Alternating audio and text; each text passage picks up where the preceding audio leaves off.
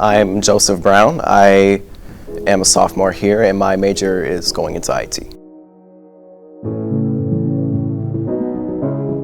It was a bit of a learning curve, to be honest. I didn't really know what to expect, but it was just like when I went into high school, it was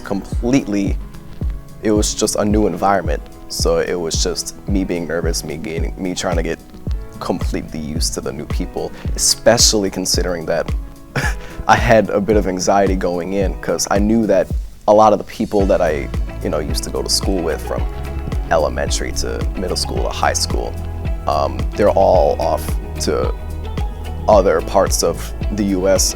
A thing I had to understand going in is that finding a group that you feel can support you and you can support them. No drama.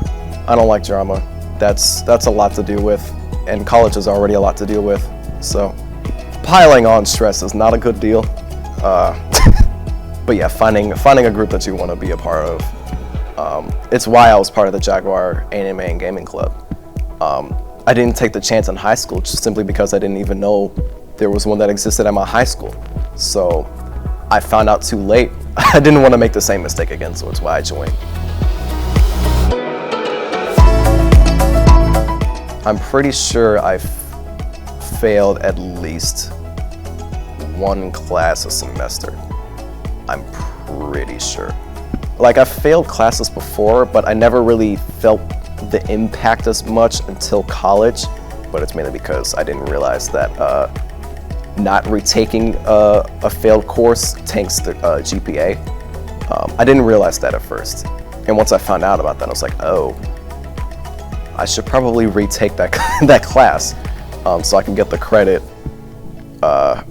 and graduate as early as I can. I'm still getting A's and B's in all my other classes, so I know I'm pretty much doing fine. But yeah, it's just like learning from your mistakes, like understanding that it's not the end of the world. Especially considering that I felt like school in general stressed me out, but in terms of managing that, the first semester I was like, oh no, what do I do? I tried my best, but I don't know what to do. So I definitely went to my parents about that. In terms of reaching out to professors, I'm gonna be real, I don't think I've actually done that for any of my classes. Maybe my junior or senior year, I'll work up the courage to go like, hey, I know I failed your class. Is it all right if I, do this and that, or retake the course? It simply just gets, more challenging, not harder. I don't want to say harder because I feel like it paints a picture of like, oh, it gets harder, it'll never get easier kind of thing. When, like I said, it's just creating the habits so that you can, do the work. Because once you do the work, you have a lot more time to do personal stuff. Having the me time to focus definitely helps from all the chatter and whatnot. Some skills that I learned the past semester and the past year, to be honest, is creating habits, creating better habits for myself, because I know me, I definitely procrastinate a lot. Most of my hobby is being inside and playing games or just talking with friends and whatnot. So one thing was to create a habit for myself so that I can, put my head in the game and actually focus. And some of that included having my workspace like on a separate table in my room, or just like going to GSU and going to the library or the balcony, or like the quiet study in the library.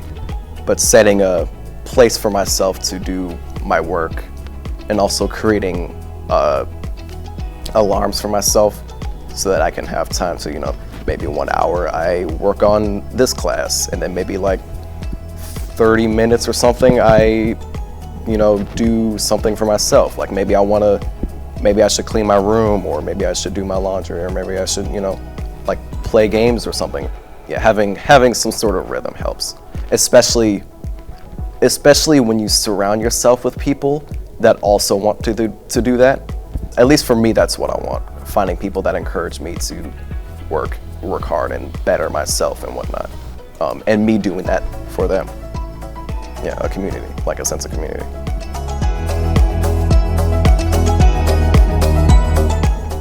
Understand your strengths, understand your weaknesses, because if you don't, it'll definitely be harder to grow. Getting out of your comfort zone is another thing I would say is very important.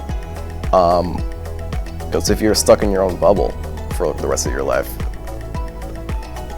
would you be okay with that, you know? The whole point is to not please everybody, because if you do, that's just gonna... How many people are on this earth? 8 billion people on this earth? Imagine dealing with 8 billion of people's opinions about how you're dressed or how you act or how you talk. No. No, no.